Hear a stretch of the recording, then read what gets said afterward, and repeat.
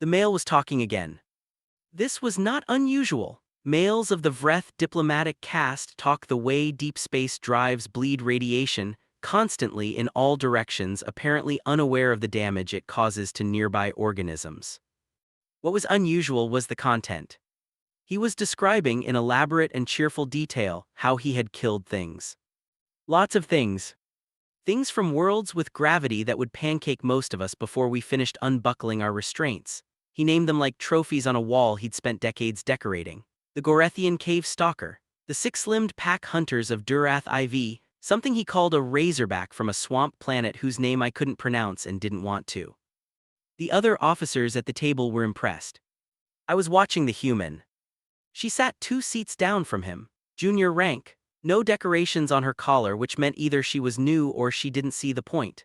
She was eating something gray and gelatinous from a ration pack, eating it like it offended her, jaw working with the slow mechanical determination of someone who'd made peace with suffering a long time ago. She hadn't looked up once. The male, Veth Commander Oral, 8th decorated hero of 3 campaigns, was now describing a particularly dramatic moment involving a predator the size of a scout vessel. The table was wrapped. Someone let out a low, harmonized sound of reverence that translated roughly as "You are terrifying." The human peeled the foil back on a second ration pack. Oral noticed her then, the way predators notice something that isn't flinching.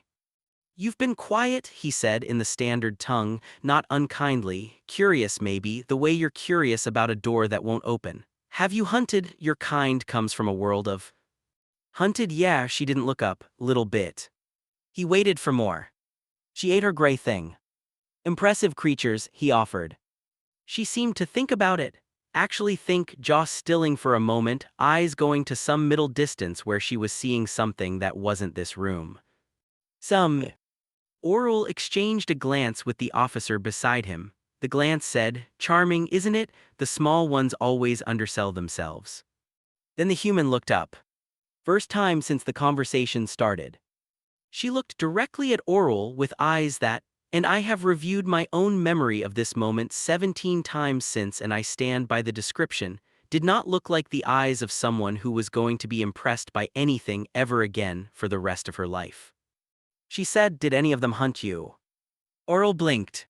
The table went quiet in a way that rooms go quiet when the air pressure changes. I set down my cup. That was the moment I started taking notes. "My name is Selvarun, and I was assigned to this Joint Command installation because I am, according to my personnel file, gifted in cross-species communication and unlikely to cause diplomatic incidents." This was, I have come to understand, a deeply optimistic reading of my qualifications. I have caused 4 incidents. 2 involved food. 1 involved a gesture I made in greeting that apparently meant something very different to the Keth delegation than it meant to me.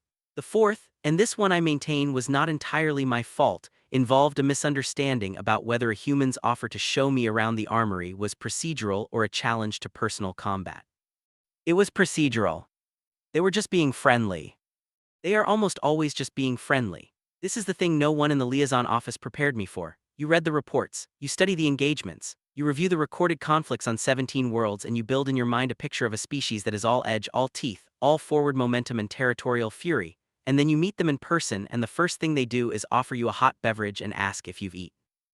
I have a problem with humans. Specifically, I cannot read them, and reading species is my only skill, and the failure of it here sits in my chest like an undigested stone. I was thinking about this, running the same circular loop I've been running since week 2, when Veth Commander Oral sat down across from me at the evening meal and began his story. He is not a small male. Vreth as a species lean toward architectural.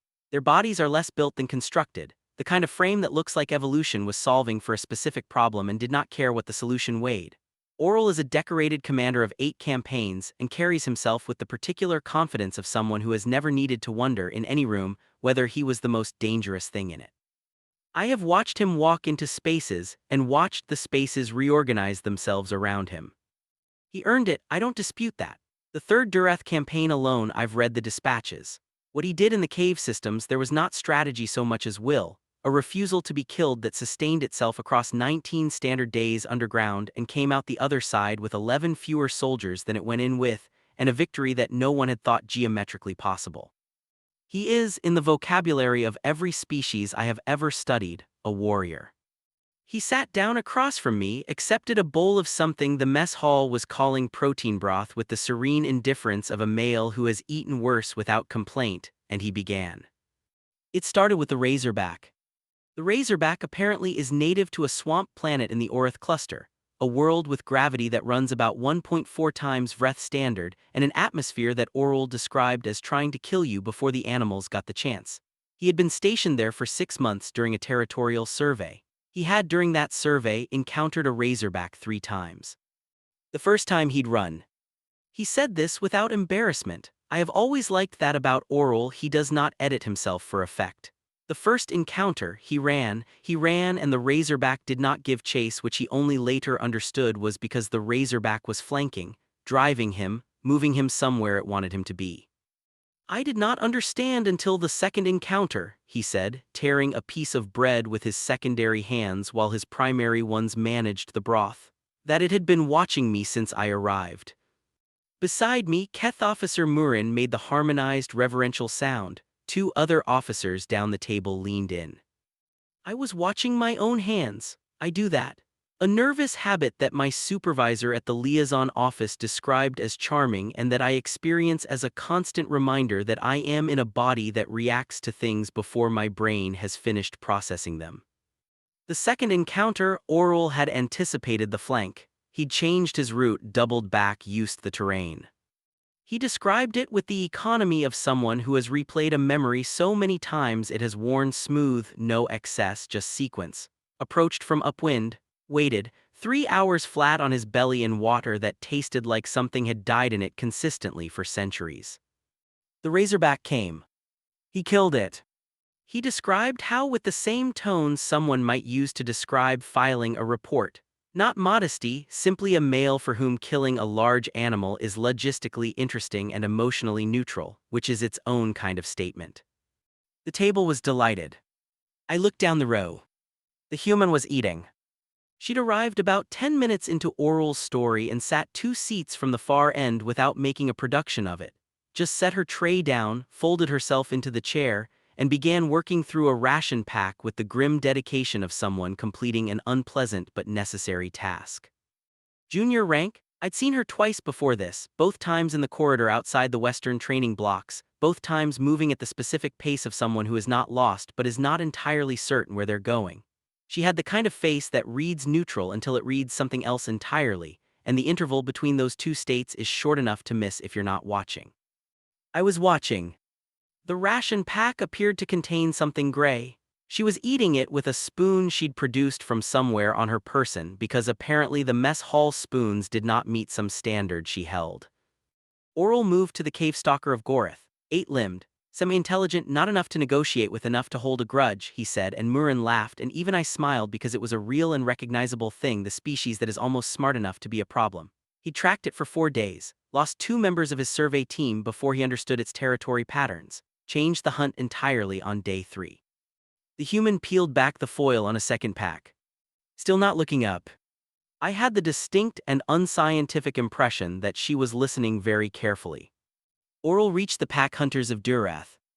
This is the story I knew. This is the story that made him. He told it differently in person than the dispatches, read slower at the dangerous parts, almost casual, as if the 19 days underground were less something he survived and more something he curated. He described the sounds first, the way sound moved in the caves, the way the pack hunters used it, not echo exactly but something adjacent to echo, a kind of resonant geometry he'd had to learn to read in the dark. He'd lost 6 soldiers in the first 4 days. He said this the way he'd said the other things, flat, not cold, just the voice of a male who has already done his grieving and is now simply reporting. He told us about the soldier he'd almost lost on day 7. Young officer took a slash across the back of the neck, kept moving because there was nothing else to do. He told us about the calculus of the last push, 8 soldiers, 7 exits, the hunters were learning them. You have to become strange to them, Oral said. The moment you become predictable, you are meat. Murin made the sound again, softer this time, more reverential. I had my hand wrapped around my cup. The cup was empty, I hadn't noticed. Oral leaned back, satisfied in the way of someone who has laid a story down like a stone and is confident of its weight. Quite something, Murin offered, to go against creatures like that. They were exceptional, Oral agreed. He meant it. He had the respect of someone who has won a contest and does not need to diminish the other side to feel the size of the victory. And then across the table he noticed the human. She was starting on something that appeared to be a third pack. I don't know how she had 3 ration packs. I had not seen her retrieve them. They seemed to materialize from the same mysterious location as the spoon. "You've been quiet," Oral said. She looked up. First time. Her eyes, in the overhead lights of the mess hall, were a brown so dark they were nearly no color, and they held the particular stillness of water that is very deep and has not moved in a long time. She said.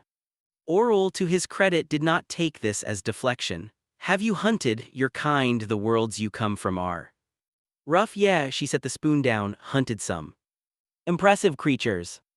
The pause, the middle distance, the jaw stilling.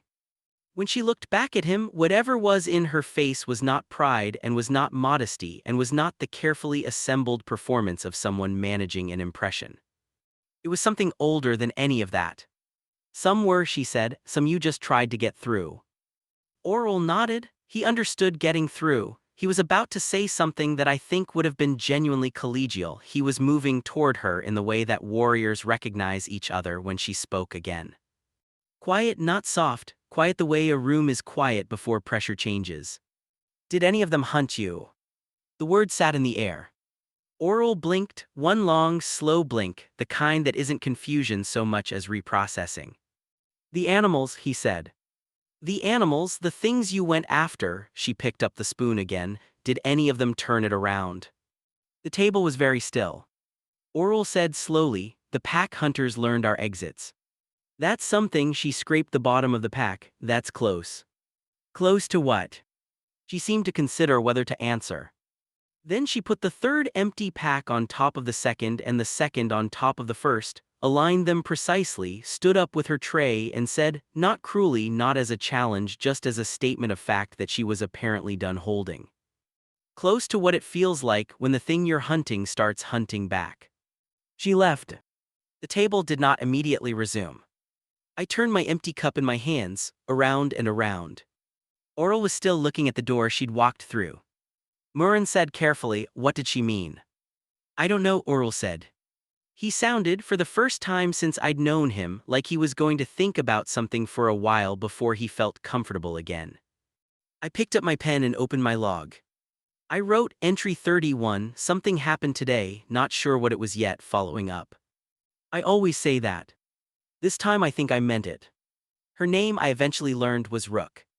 Not a rank, a name, and this is a distinction I have come to understand humans find more significant than most species would, a call sign, which is the name you earn rather than the name you're handed, and which, among soldiers at least, tends to be the one that actually sticks. What her original name was, I did not ask. It felt like a question with an obvious wrong time to ask it, and I was still calibrating when the right time might be. I found her. On the 4th day of looking, I was not looking, I was simply noting her location when it happened to cross my path, which is a distinction my own personnel file would probably find less convincing than I do in the maintenance bay on the installation's lower level. She was fixing something. This is not unusual. What was unusual was that the thing she was fixing was not hers to fix. It was a calibration array for the Eastern Corridor pressure sensors, and the technical team responsible for it had, according to 3 separate work orders I had no business reading, been unable to source the replacement component for 11 cycles.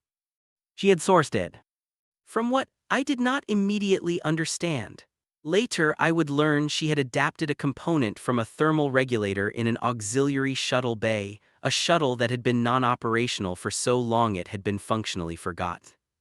She had done this without being asked, without filing a request, and apparently without telling anyone, and the way I learned about it was that the pressure sensors started working, and 3 separate technicians went looking for an explanation, and found only a very neat set of new welds and a component that didn't match the spec sheet, but was doing the job exactly right.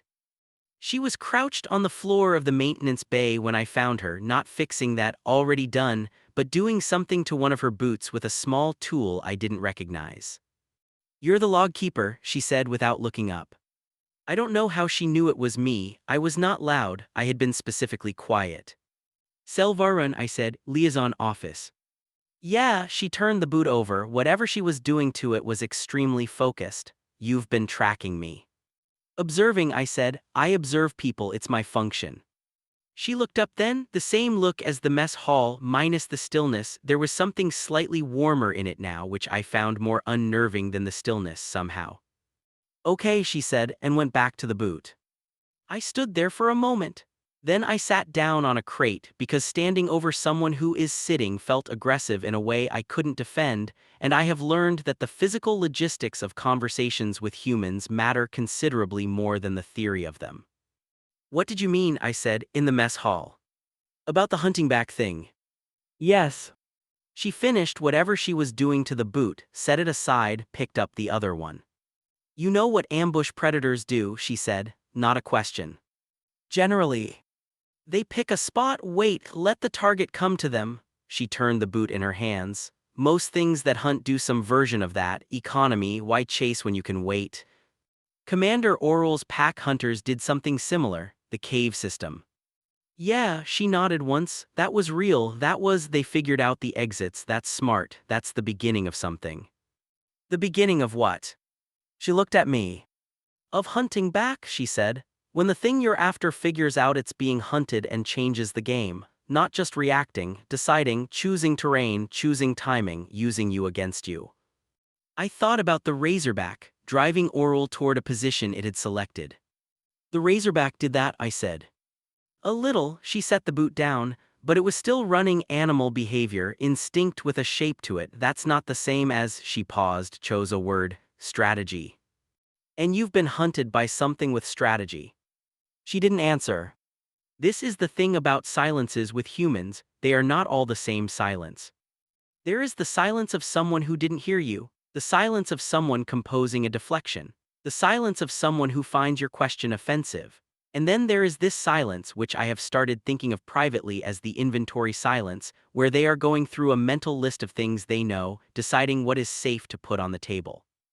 She was doing the inventory. I waited, I am when I try, capable of waiting.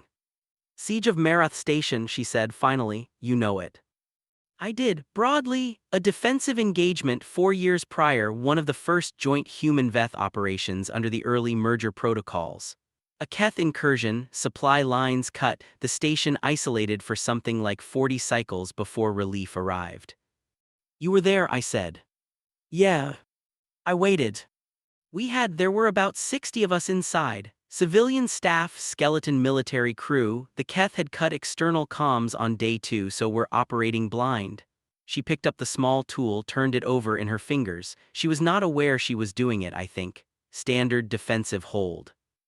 We know relief is coming, we know we just have to not die long enough to receive it, so we're running conservative, minimize engagement, preserve resources, don't do anything that gives them new information about our position or numbers. That seems correct. It was correct, she said, for about 10 cycles. And then they stopped coming at us. I frowned. Stopped. Just stopped, she gestured with the tool. No probes, no pressure testing, nothing, 30 cycles of steady engagement and then cycle 11, cycle 12, 13, nothing. Withdrawal. That's what we thought? She looked at the tool like she was seeing something else. Command argued for it, maybe reinforcement arrived elsewhere, maybe they got new orders. 2 officers wanted to take the window and run for it, get the civilians out while the corridor was quiet. You disagreed.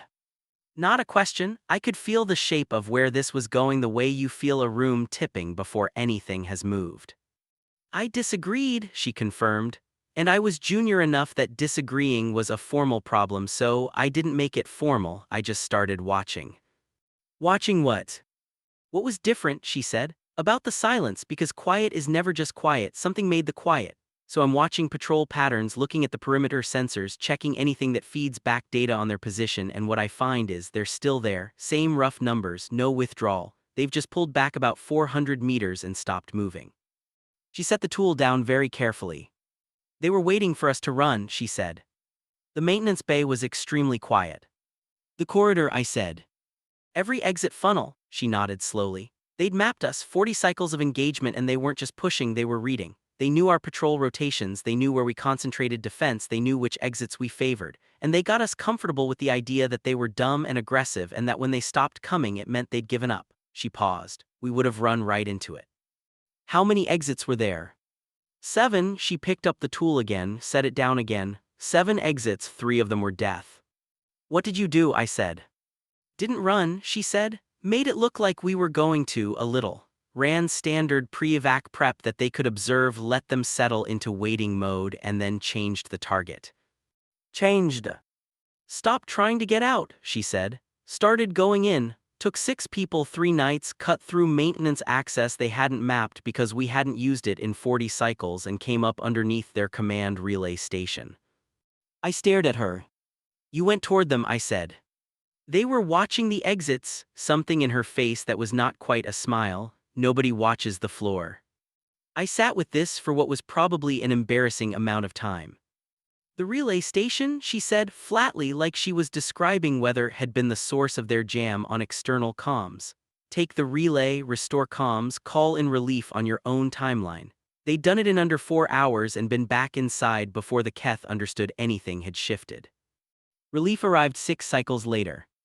All 61 of them, she said, every civilian, 1 military casualty in the first week before they'd tightened the perimeter. 61, I said. 61, she agreed. The thing I keep returning to, I have been returning to it for days now, in the margins of dispatches I'm supposed to be analyzing, in the middle of conversations I'm supposed to be present for, is not the relay station, not the tactics. It is the earlier thing. The 40 cycles of paying attention, of watching the shape of the quiet, of noticing what was different in the nothing. Because Oral's hunting stories are real, and Oral is not someone I would want to face across a battlefield, and what he did in those caves was a specific and genuine kind of extraordinary, the kind that requires the capacity to keep going past the point where stopping seems rational. But he was always the one moving. Always choosing the ground, always initiating. Always the one who decided when the hunt started and where it went and what it cost. What she described was different. She had noticed in the middle of a siege that something which was trying to kill her had learned, had adapted, had started using her own predictability against her. And her response was not to be harder or faster or louder. It was to think about what the silence meant. Then use it. I told her before I left that I thought she should have been a tactician. She made a sound I have come to recognize as disagreement dressed as amusement. I am a tactician, she said. I'm just also the one who has to go through the floor. I went back upstairs. I had 3 reports to file and a briefing at the 18th hour and a cup of something I'd been calling tea, all posting despite mounting evidence to the contrary. I sat in my office. I opened my log.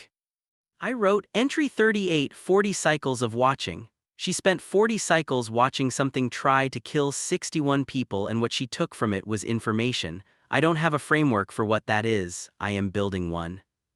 Then below that, I wrote something I did not plan to write and have not edited out because I think it is accurate. Oral hunted things that could hurt him. That is courage, and it is real. She hunted a mind. I don't know what that is. I left the sentence there. I still don't know what to call it. I'm starting to think that's the point.